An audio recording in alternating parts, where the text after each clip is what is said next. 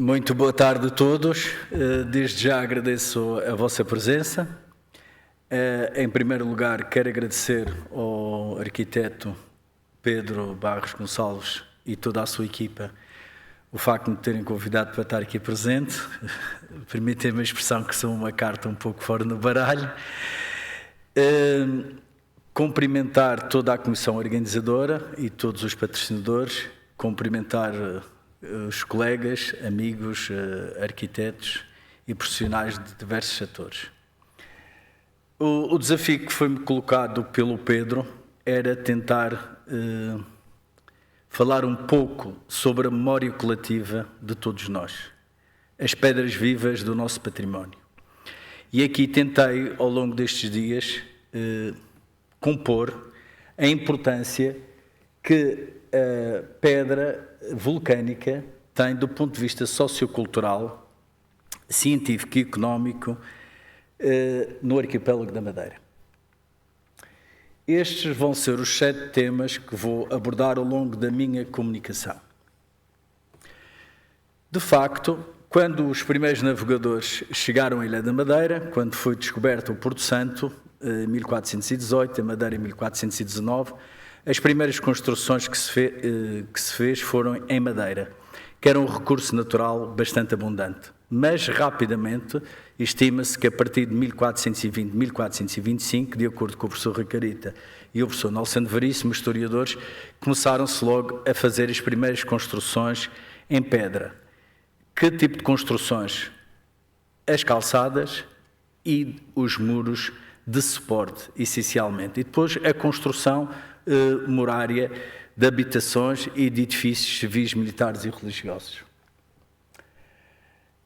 Uma vez que estamos aqui num público bastante heterogéneo, permitam-me este exemplo do vulcão da Atalaia, um geossítio que fica na ponta da Atalaia, na zona do Caniço, onde podemos ver que a natureza cortou este aparelho vulcânico pela metade. É uma coisa que não se vê em mais parte nenhuma do mundo. Estamos a ver a estrutura interna do vulcão, parte da câmara magmática, parte do cone e parte da cratera, e de um lado e do outro, na zona do cone, os produtos expelidos por este aparelho vulcânico.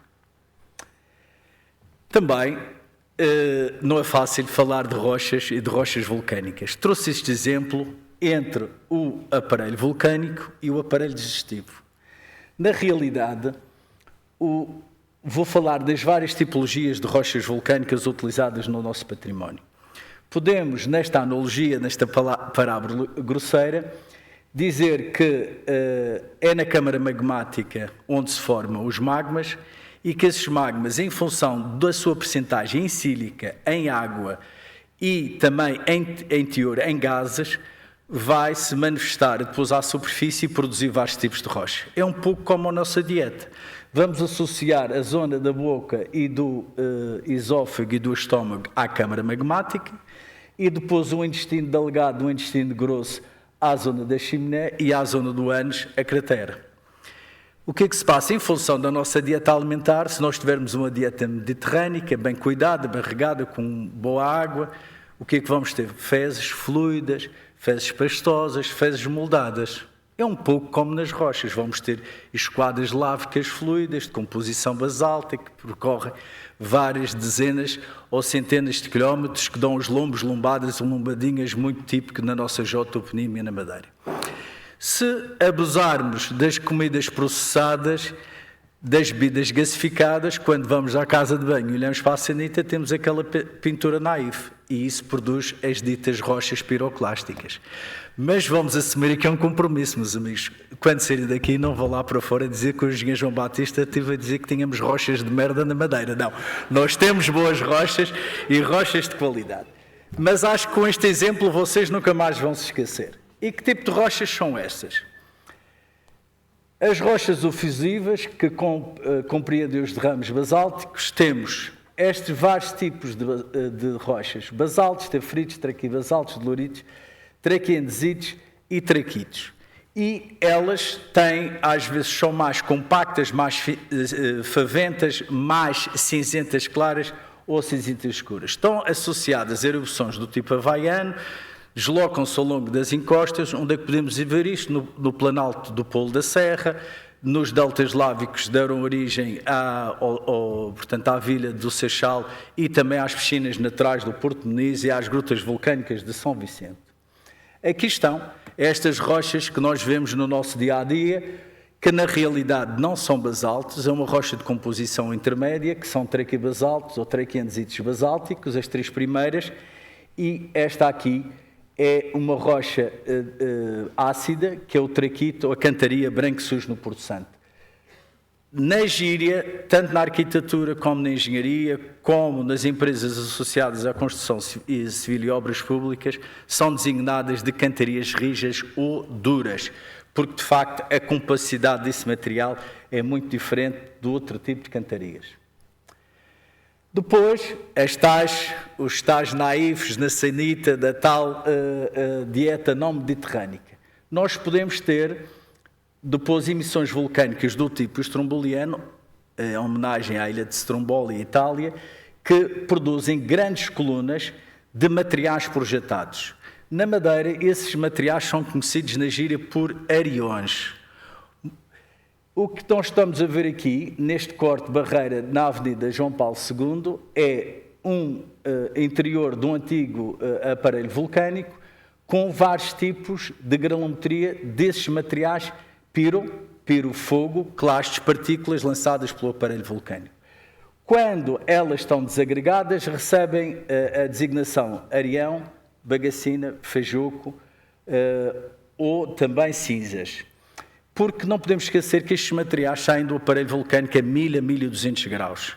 E depois, quando caem, atraídos pela gravidade, acabam por eles próprios ou ficarem soltos, produzem diferentes materiais com granulometrias, desde a cinza, que é mais fininho, até às bombas vulcânicas, onde está aqui assinalado pelo o martelo de geólogo, que já são materiais pétreos de grande dimensão. E esse material, ao cair, ao comprimir, ao ser litificado, ele acaba por ser soldado e dá estas cantaria mole ou pedra mole. Ao fim e ao cabo, pois os seus arquitetos, como sabem, nós aqui mesmo à mão de semear, temos vários exemplos, nomeadamente a Serra do Funchal, onde podemos ver estes materiais devidamente aplicados. Aqui está, temos as tais cantarias moles, que são, do ponto de vista textural, muito diferente das cantarias rijas e do ponto de vista cromático também, adquirindo vários tipos de granulometrias, como estava a referir ainda há pouco, que até parecem placas de cortiça, e na realidade estes materiais, do ponto de vista térmico e acústico e propriedades refratárias, são excelentes materiais e desde o povoamento até a atualidade têm sido inteligentemente utilizados pelos nossos antepassados e que representam uma identidade cultural do nosso povo. Não esquecer isso. Aqui já temos materiais com diferentes granulometrias, desde bombas vulcânicas, já numa associação mista entre o vulcanismo havaiano e estromboliano, que dá estes chamados tufo-brechas, ou brechas piroclásticas. Pedreiras. Exploração, melhor dizendo, de massas minerais, que é assim que deve ser designado e consagrado no Decreto Legislativo Regional de 1/2018. Este era o estado das pedreiras da região autónoma da Madeira em 2009. Neste momento, nenhuma destas pedreiras, desde 2009, estão ativas. Estão todas encerradas, desativadas. Estamos a falar de pedreiras para produção de rocha ornamental, não é para produção de agregados, que aqui fique bem claro. Dizer que o Concelho de Câmara de Lobos, de facto, é o Concelho da Pedra. É o concelho onde existiu maior quantidade de pedreiras no passado e maior profissionais do setor, não só na indústria de exploração, transformação, mas também de aplicação de pedra natural. Portanto, e quando vejo que vão fazer um museu ao pescador, que vão fazer que tem um museu da imprensa, verdadeiramente, Câmara de Lobos é o concelho da pedra. Não se esqueçam disso. Grande parte do património que nós temos edificado, do ponto de vista civil, militar e religioso, se não fosse o Conselho de Câmara de Lobos, nada existia. E a importância que ele ainda tem neste momento para o património edificado, classificado e não classificado, como tivemos a oportunidade de ver na intervenção do Sr. Arquiteto e também da Arquiteta Graça. A pedreira mais importante que nós tivemos na região foi um conjunto de pedreiras que se desenvolveram ao longo da base do Cabo Girão. Isto no século XV, quando se começou a construir a Sé do Funchal em 1423, Dom Manuel I mandou construir embarcações específicas para o transporte de pedra, desde das antigas pedreiras da base do Cabo Girão até à cidade do Funchal, que eram descarregadas na zona do Largo dos Varadores, ou onde atualmente havia a antiga delegação da TAP, e que depois era tudo feito em transporte animal até aos principais edifícios. Isso está a ser objeto agora de um livro que estamos a escrever, onde vamos reproduzir, com factos históricos, baseado nas atas da variação da Câmara Municipal do Funchal, com o apoio do professor Ricarito e do professor Nelson Veríssimo, estamos a reconstituir a história da exploração e transporte e aplicação de pedra, principalmente na Sé do Funchal. Isto são alguns dos monumentos onde podemos ver este tipo de rocha aplicada, e aqui vemos a última pedreira que funcionou até o final dos anos 80 do século passado, que quem faz as viagens marítimo-turísticas hoje em dia consegue identificar bem esta pedreira, a última pedreira em atividade no Cabo Girão.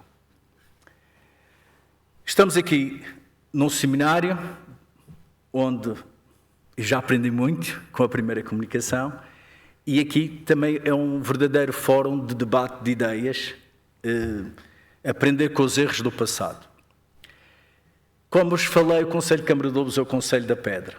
Vejam com um planeamento de uma má obra, que foi a Ponte da Ribeira dos Escorridos, que interceptou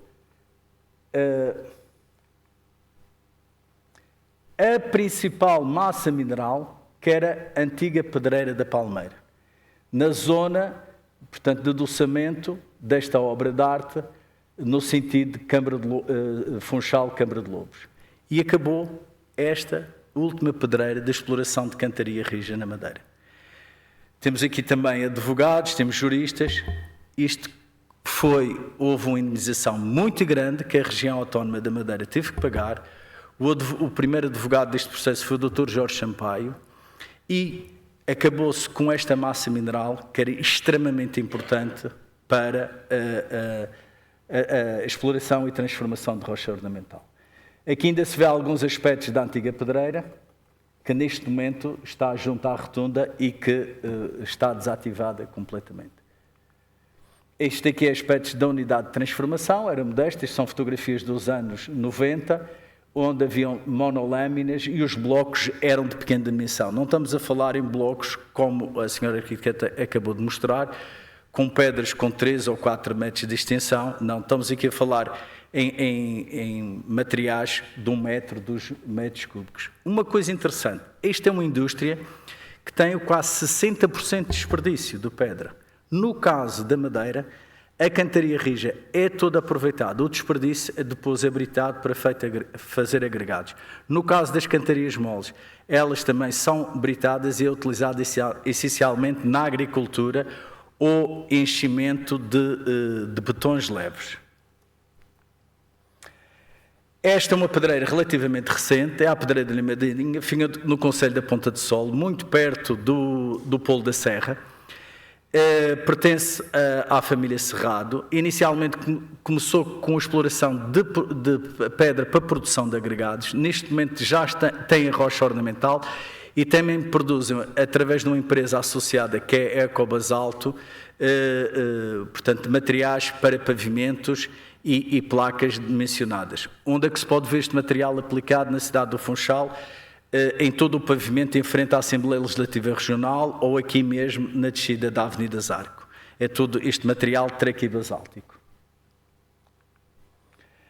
A pedreira da Rocha de Nossa Senhora, do Porto Santo, na Portela, também desativada, onde exploravam este tipo de rocha em junção colunar prismática do traquito, também neste momento desativada e que pertenceu, os últimos sócios donos foram os donos da fábrica de extração de pedra e brita da Palmeira. Depois temos um conjunto de blocos que caem ao longo das vertentes estáveis e que são utilizados também como material de ornamentação. Portanto, estes blocos são retirados pela Direção Regional de Hidráulica porque acabam por obstruir grande parte dos vales das ribeiras e podem criar o efeito de barragem e depois a água vai se acumulando e chega a determinada altura que rebenta e coloca em risco as populações que estão a jusante. Então, este material é utilizado também como material de empréstimo para a produção de rocha ornamental. No passado, e uma vez estamos num seminário de arquitetura, estes materiais eram utilizados como casas de habitação. Na Madeira recebem a designação de Lapa, em homenagem a um menino Jesus que nasceu numa Lapa, numa gruta. A maior quantidade de lapas pode ser visto na freguesia do Corral das Freiras e, infelizmente, muitas delas já destruídas na Serra d'Água, no Vale da Meia Légua, como estas que vou-vos mostrar de seguida. Isto era uma grande lapa em frente ao bar da Poncha da Meia Légua, que era um silo onde armazenavam cereais e que foi destruído após a reabilitação e a contenção das margens da Ribeira, após a aluvião de 20 de fevereiro de 2010. A pedreira dos Bentes no Caniçal. Esta fotografia é de 1997, neste momento está desativada, fica perto do restaurante Em Frente ao Sol, onde as pessoas vão ao fim de semana muito comer o polvo e que merece ser preservado. Tenho chamado a atenção em diversas ocasiões, ainda fiz recentemente em Machica há 2 semanas, porque esta é uma família, é a 3ª geração que transforma este tipo de pedra essencialmente para a produção de fornos. Trabalham essencialmente com ferramentas manuais, como se fazia há 600 anos atrás. E não vamos deixar que aconteça na Pedreira dos Bentes o que aconteceu com a antiga Galeria do Lazareto, que foi destruída, ficou os moldes e a memória dessas peças que eram lá produzidas. Isto, de facto, é um património único no espaço biogeográfico da Macarronese e no mundo. Não conheço nenhuma região no mundo onde fazem fornos com a cantaria mole vermelha, como fazem aqui no Caniçal. Aqui está alguns dos objetos desenvolvidos, materiais, ferramentas, pelos próprios operários, aproveitando molas de antigos carros para servir de cunhas, ferro nervurado para fazer os picões, para fazer as escodas, o pormenor para o compasso que é utilizado, as aduelas de madeira, as fitas métricas. Portanto, até isto constitui estas ferramentas um verdadeiro património. Aqui estão a ver alguns aspectos dessa transformação para produção de peças para fornos. Aqui foi uma ação de formação que fizemos do Voltarmac 2, que tive a oportunidade de levar vários formandos de diferentes faixas etárias e formações profissionais, no sentido também de sensibilizar para a preservação desta memória coletiva. Aplicação da pedra natural. Vou rapidamente...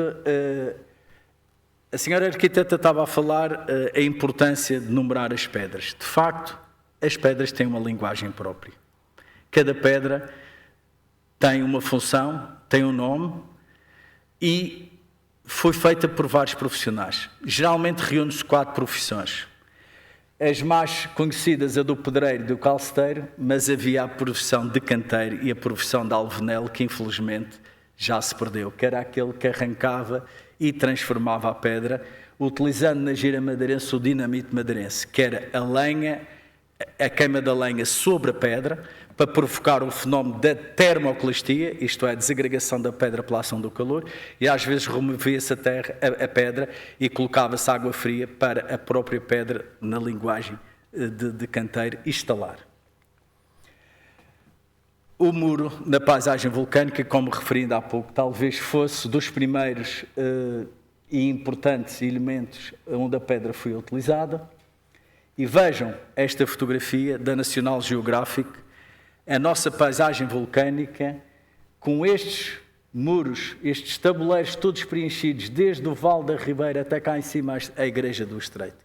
E como toda esta paisagem se transformou. Não podemos esquecer que 90% dos produtos hortícolas e frutícolas que nós consumimos na Madeira são importados. A realidade que é traduzida no mercado dos lavradores para os turistas não é verdadeira. Aqui era verdadeira. E que paisagem hoje em dia que temos? Uma paisagem abandonada, com cicatrizes de escorregamentos, com incêndios, e isto, para além de deixar a paisagem mais vulnerável, do ponto de vista de pragas, do ponto de vista de escorregamentos, não ter drenagem das águas, não sustentar uma economia familiar, não ter um ambiente cénico aprazível, mas é este o caminho que nós temos que, de facto, percorrer. Vejam que também a pedra foi utilizada nos nossos primeiros manuais domésticos, agora ditos eletrodomésticos. Tínhamos aqui o moinho de mão para moer o trigo, os cereais, o café, o filtro de água, passa a publicidade, como fosse um jarro de bitra, onde a água era deitada e filtrada, que fazia parte das quintas madeirenses de tudo o que era reservatórios de água para fazer a filtragem e tirar determinados portanto, bactérias e, da própria água de rega e até os próprios sanitários. Aqui estamos a ver alguns grelhadores produzidos e a verdadeira pedra do bolo do caco, a pedra onde se cozia o bolo do caco, não é em chapas metálicas como se vê hoje em dia. A pedra do bolo do caco é uma cantaria mole, é um tufo de lapilha vermelho, que era aquecida, e muitos deles que já se perderam, nomeadamente os ciganos de uma boca ou as churrasqueiras. Não esquecer que antigas padarias madeirenses era tudo feito com este tipo de rocha devido às suas características refratárias. Em 2016 tive a oportunidade de participar nesta quarta edição de Sons e Sabores da Madeira e de mostrar a importância que a pedra natural tem na qualidade do pão, da doçaria conventual e também dos grelhados. E tem a ver com o quê? Fizemos, partindo da mesma pasta, o pão cozido num forno de cantaria, de pedra, num forno a lenha, num forno a gás, num micro-ondas, e depois na prova cega provar o pão, não tem nada a ver, partindo da mesma pasta. Portanto, e esta é a identidade também cultural da nossa gastronomia que devemos de manter. Esta pedra também foi amplamente utilizada no revestimento interno de fornos de cal, que antigamente não tínhamos o cimento. Era tudo feita com argamassas de cal e areia. Aqui estamos a ver um aspecto da rocha fundida, como vos falei ainda há pouco, que atinge os 1200 graus. Aqui, esta fundição da rocha vermelha indica que a temperatura deste forno atingia os 1200 graus. E permita-me, ainda na memória recente de todos nós, os incêndios que ocorreram ano passado no concelho da Calheta e do Porto Muniz, e mais recente, em agosto, no concelho do Funchal, Câmara de Lobos, Ponta de Sol e Santana, onde a temperatura das rochas também atingiram os 1200 a 1400 graus. Isto é, um incêndio tem uma ação desencadeadora do ponto de vista térmico que a natureza demora milhares ou milhões de anos a fazer e tornamos uma natureza muito mais vulnerável. Cada vez estamos muito mais vulneráveis. Vejam que eu aqui agarro numa bola de basalto e consigo partilha com as minhas mãos. Ou demonstro aqui como o bocado de terra foi cozido, formando tipo uma terracota. Ou, aqui as imagens não deixam mentir. O vidro, para ser reutilizado ou refundido, tem que ter temperaturas entre os 1200 e 1400 graus. Vejam vidros de janelas e vejam garrafas de cerveja, como ficaram aqui autênticas obras de arte do ponto de vista plástico. Calçada madeirense bordados em preto e branco. Foi um projeto que abraçamos, eu, o professor João Luís Freitas, professor de Matemática, e o professor Celso de Figueiredo de Gomes, da Universidade de Aveiro, lançado há 2 anos, no sentido de podermos dar um contributo para esta arte de pavimentação única no mundo. Porque esta calçada é do século XV e a calçada portuguesa é do século XVIII. A calçada portuguesa já é património cultural e material a nível nacional, está numa candidatura a nível mundial e a nossa calçada está ao saque. Foi uma homenagem dos autores aos calceteiros e às bordadeiras e começa logo. Nós podemos aqui diferenciar dois tipos de calçada. É de pedra navalheira, cujas pedras cortam que nem navalhas, que assume em função dos vários concelhos unha de cabra, pedra escacilhada, passo de boi, entre outros. São autênticos ecopavimentos. Temos uma rede de 320 km nos caminhos reais, feitos essencialmente com estes materiais, e ainda muitas quintas na Madeira e casas particulares com maior representatividade na freguesia do Monte, aqui no concelho do Funchal. Aqui estamos a ver os aspectos atuais mecanizados para produção de pedra navalheira e os processos clássicos ou manuais. Aqui a aplicação da pedra navalheira sobre uma caixa de Touvenin, devidamente preparada. Há alguns dos desenhos geométricos que se pode fazer, apesar de ser monocromático, mas a disposição da pedra permite também que se faça alguns desenhos. Ecopavimentos, senhores arquitetos, baixos custos de manutenção, permite bom caminhar, boa drenagem e preserva, acima de tudo, a nossa geodiversidade, a nossa identidade cultural. Aqui está um aspecto do Caminho Real 27 que liga a Eira do Cerrado ao Corral das Freiras e aqui um aspecto portanto, do acesso ao topo do Ilhéu da Cal ou do Farol no Porto Santo. Muito característico na Madeira, porque o transporte se fazia-se muito por tração animal, é que é a pedra navalheira ou calçada em passo de boi, que os graus são arredondados e relativamente curtos, praticamente não têm espelho, este tipo de graus. No que diz respeito à calçada madeirense em materiais de praia, começa logo na recolha. O material é retirado um a um para dentro de cestos, num regime de baixa mar, onde a secção de praia é maior e que permite maior segurança também que eu retire. Isto são trabalhadores da Câmara Municipal do Funchal e, ao fim e ao cabo, também podíamos dizer que a calçada madeirense são praias citadinas e rurais. O que é que nós temos? Estes materiais foram transferidos das praias para meios citadinos ou rurais. Atrás de nós temos o Jardim Municipal, de facto, que é uma verdadeira praia citadina. Como todo este corredor central da placa, que hoje em dia é em calçada portuguesa, com cubos de calcário, era tudo em calçada madeirense. Esta calçada dá-nos, de facto, tudo aquilo que a gente precisa. Ela permite que nós, numa cidade como a nossa, com grande luminosidade, possamos circular de olhos abertos. A calçada portuguesa, nós ou andamos de óculos de sol, ou que senão com os olhos semicerrados, tipos chineses, não conseguimos circular face à reflexão de luz. E depois os custos de manutenção, é um piso escorregadio e por aí fora. E para vos dizer, meus amigos, para fazer 1 metro quadrado de calçada madeirense, de calhau rolado, não é de seixo, que é o grãozinho mais pequenino, são necessários 1.200 a 1.300 pedras. Isto também faz parte dessa diferenciação da calçada madeirense.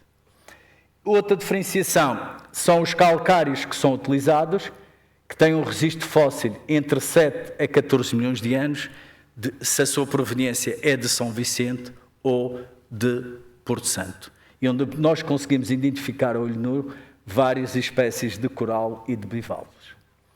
Ou a calçada madeirense em cerro, diretamente sobre a terra, material cinto-argilhoso. Ou uma variante que foi introduzida em 1960 aqui no Parque de Santa Catarina, pelo arquiteto ainda vivo e que é professor na Universidade do Algarve, o João Pessoa, que é esta, não se vê mais parte nenhuma do mundo, de facto, que é a calçada madeirense em calhau partido, que permite rentabilizar mais a pedra, um bom atrito e excelentes acabamentos em termos de desenho. Na calçada madeirense também vimos uma coisa que não se vê mais nenhum deste tipo de calçadas ao longo da bacia do Mediterrâneo, que é reproduzido os pontos do bordado de madeira. Como vocês podem ver aqui vários. Daí a associação e a homenagem às bordadeiras e os calceteiros. O maior tapete a nível mundial na igreja de São Martinho, a freguesia de São Martinho, em Calçada Madeirense. A simetria matemática na Calçada Madeirense foi estudada durante 5 anos pelo professor João Luís de Freitas, que faleceu 2 dias antes do livro ser apresentado na Assembleia Legislativa Regional, e damos hoje em dia aulas de matemática ao ar livre, estudando a simetria dos elementos geométricos e florais da Calçada Madeirense, em vários espaços. O que é impressionante, nós estamos aqui todos como técnicos, é que estes pavimentos eram feitos com um prego e um cordel. Não havia apoio de topografia. E vocês que vejam nestas fotografias aéreas como o espaço está devidamente dimensionado, devidamente ocupado. E pode haver erros, mas são erros milimétricos. Portanto, isto também demonstra o saber de saber fazer bem a Calçada Madeirense. Os jogos com pedrinhas, que faz parte da nossa infância, principalmente da geração de 50. Brincar o avião era com as pedrinhas, brincar à molhada era com as pedrinhas e brincar quantas tardes e passei ao longo dos muros a Dama de 21, que para muitos já é um jogo que não conhecem, não é? Principalmente as gerações mais novas. Preservação e divulgação. Bom exemplo. Na antiga casa onde viveu Manuel da Riaga Júnior, foi comprada por 2 proprietários, por 2 estrangeiros, pela Monique e pelo Jean Michael.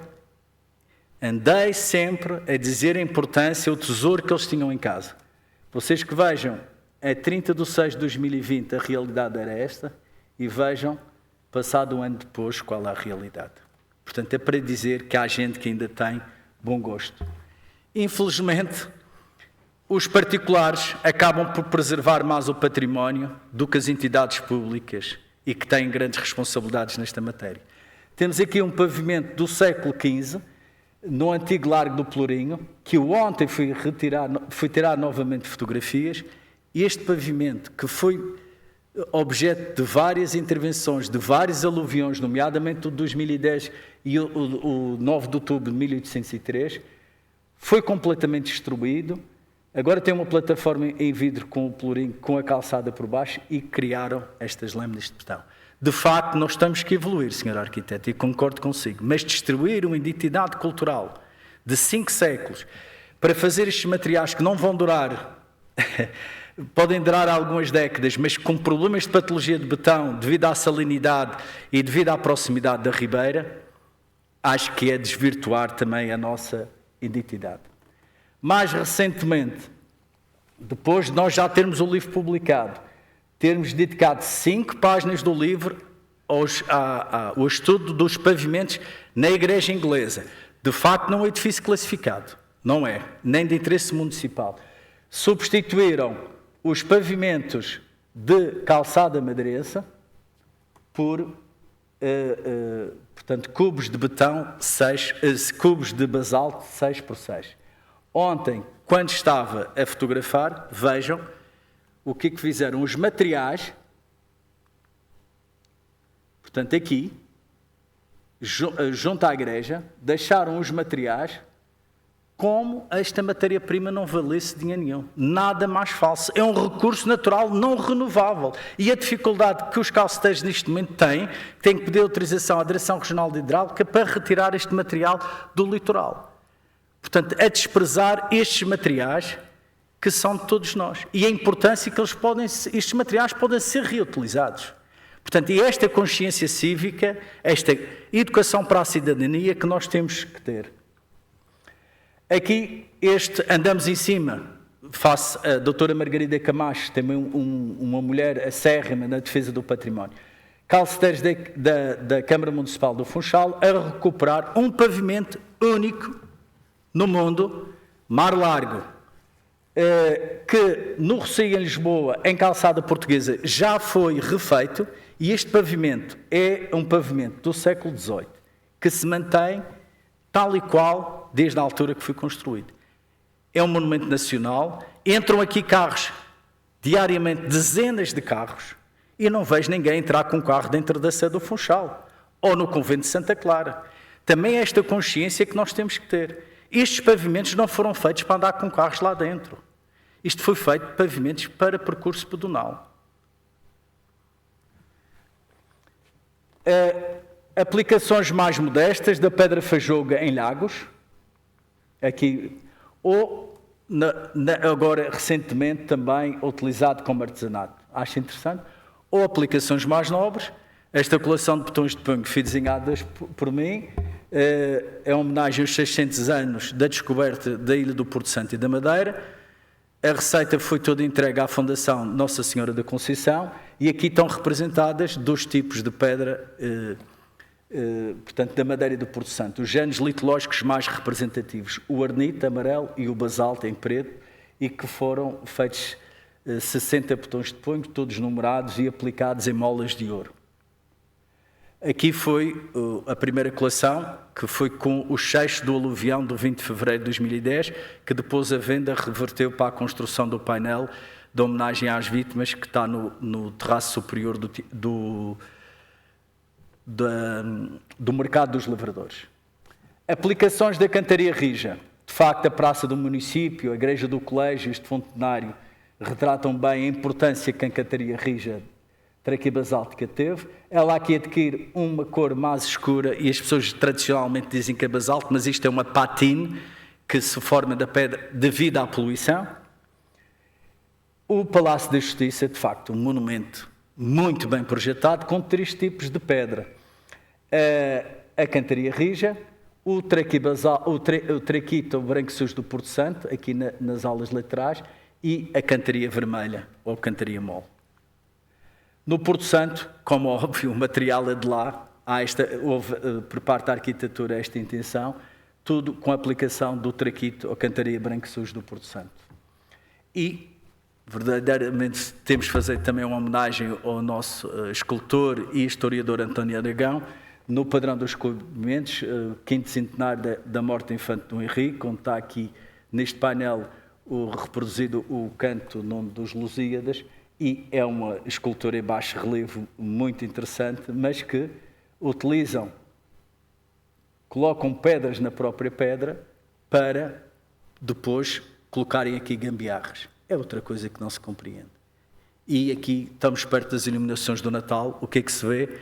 É pregos diretamente na pedra para depois toda a iluminação acoplar-se aos monumentos. Isto de facto não faz sentido. Não é isto que queremos para o nosso património. Sé do Funchal, monumento único. Não pelo seu estilo gótico manuelino, planta em cruz latina. Um edifício com mais de 500 anos começou a construir em 1493. Deve-se ao facto de ter sido ali aplicada 7 tipos de pedra vulcânica e 25 variedades cromáticas. Geralmente, os edifícios a nível mundial são feitos por 1, 2, raramente 3 tipos de pedra. Ou são calcários, ou são granitos, ou são arnitos, ou são ardósias. Aqui nós temos 7 variedades de rochas vulcânicas e 25 variedades cromáticas. E isto faz da Sé do Funchal um símbolo da nossa geodiversidade e um monumento único no mundo. E podemos dizer que as cantarias da Sé do Funchal retratam e espelham as formações geológicas do Cabo Geirão. Não se esqueçam, um dia que vão de barco ao Cabo Geirão, se vocês pudessem tirar uma fotografia momentária às formações geológicas, ser teletransportados até a fachada principal da Sé do Funchal e abrissem os olhos, o que estavam a ver eram as formações geológicas do Cabo Geirão. De facto, esta informação tem que ser passada. Fizemos, para o do Monumento Fonde, o levantamento de 17 mil blocos face à vista, cada um deles com um bilhete de identidade, como fosse um cartão de cidadão, com patologias, que tipo de rocha, no sentido de poder intervir no património classificado. É um trabalho que me orgulho de ter coordenado e ter passado anos a fio e que foi importante para identificar vários tipos de patologia, porque a pedra não é eterna, ela desfaz e gera nova pedra. E aqui podemos ver patologias desde o enfarinhamento, escamação, crostas negras, entre outros. Também na fachada principal e que foi importante para a preservação e restauro. Eu vou já terminar com a conservação e restauro, que também o arquiteto Pedro pediu-me, e o conceito de litoteca que nós desenvolvemos, alinhado com a Carta de Veneza, e dizer o seguinte: um bom diagnóstico, o que é que permite? Boas intervenções. Isto é como nós irmos ao médico. Nós vamos ao médico, dizemos, olha, temos aqui uma dor, ele pode pedir umas análises, depois um raio-x, depois vai de forma minuciosa fazendo um conjunto de exames. Na pedra, nos monumentos, é a mesma coisa. Nós se queremos bem intervir e respeitar essa memória que lá está, e por acaso não pus aqui, para não esticar mais a comunicação, mas as pedras da Sé do Funchal, mais de 50% das pedras estão assinadas com marcas de canteiro, marcas de pedreira. Isso vê-se muito pouco. Vi agora, por causa do livro que estou a escrever, na Sé de Lamego. E tudo leva a crer que os grandes construtores que vieram da Sé de Lamego, pela proximidade e pela circulação de mercadorias e também de experiências, que vieram também para a Sé do Funchal. E aqui é demonstrar que, em 2006, um dos colunelos exteriores da Arquivolta 8 da Sé do Funchal estava neste estado, e com a intervenção dos 2014 ficou neste. De facto, o objeto fica mais distante da sua originalidade, mas deixou de constituir perigo aos transeuntes que entram e saem diariamente na Sé do Funchal. A importância da litoteca. A gente diz assim, e agora, onde é que vamos buscar a pedra para restaurar estes monumentos, uma vez que as pedreiras estão todas encerradas? Tivemos muita dificuldade para a Sé do Funchal, mais dificuldade para o Convento de Santa Clara, e daqui para a frente mais dificuldade. A importância destes materiais, como vocês viram para as calçadas, também acontece com as cantarias, que vão para a Meia Serra, para Vazador. Nas obras que são demolidas, que podiam separar esses materiais, vai tudo para Vazador. Mais uma vez, não se valoriza verdadeiramente a pedra. E também quero dizer à senhora arquiteta que no continente estamos a assistir a uma coisa que é de bravar os céus, que é muitos espanhóis e franceses virem comprar casas demolidas e muros e levar para reedificar, portanto, nos lugares onde estão a construir. Isso também não devia de ser permitido. É um problema, uma falta de mentalidade e de consciência. E, acima de tudo, preparar profissionais para o setor, como vamos ter os colegas restauradores que vão falar a seguir. Os géneros recomendados para podermos ter a pedra face à vista e ser menos suscetível ao desenvolvimento de doenças ou de patologias são estas que estão aqui recomendadas. Para terminar, duas citações. Uma que está no Monumento do Canteiro, que é na pedra o sentido de uma vida, que me identifico com ela, até diria mesmo nas pedras vivas o sentido de uma vida. A pedra representa um verdadeiro património, ela guarda e protege os grandes feitos do homem. E quando estava a ver o seu vídeo, de facto, lembrei-me desta frase. Esta identidade, esta memória coletiva, e que nós devemos preservar tudo aquilo que foi edificado pelos nossos antepassados. Perceber verdadeiramente o contexto histórico, o contexto sociocultural, a área envolvente. É isto que se precisa. Seja a nível local, seja a nível global. É a minha lista de agradecimentos. Mais uma vez, a oportunidade que me deram para estar aqui presente, nomeadamente o engenheiro, o arquiteto Pedro, que estava na Sé de Silves quando ele me ligou a me convidar, todas estas instituições, e gostava de despedir como fiz nos 500 anos da Diocese do Funchal. Por favor, não alimente os pombos, porque a pedra agradece. Muito obrigado pela vossa atenção, pela vossa presença. Para dizer que a comunicação fica disponível na página da Associação de Defesa do Património da Madeira. Obrigado.